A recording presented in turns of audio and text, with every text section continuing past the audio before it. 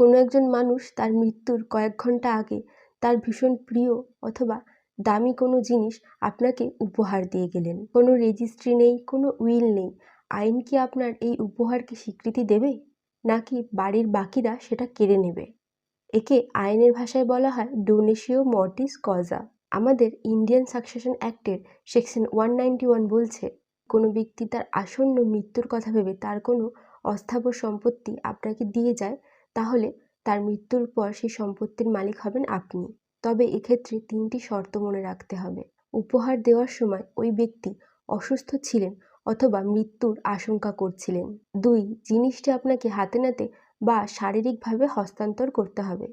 3 নম্বর এবং সবথেকে গুরুত্বপূর্ণ, সেই ব্যক্তি যদি সুস্থ হয়ে বাড়ি ফিরে আসে, তাহলে সেই গিফট কিন্তু অটোমেটিক বাতিল হয়ে যাবে। এই নিয়ম শুধুমাত্র মুভেবল প্রপার্টির জন্য প্রযোজ্য, যেমন দামি ঘড়ি, গয়না এই ক্ষেত্রে প্রযোজ্য। এরকম আরও লিগ্যাল আপডেটস পেতে অবশ্যই আমাকে ফলো করুন। মনে রাখবেন, নিজের অধিকার নিজে জানুন, আপনার জন্যই তৈরি এই কানুন।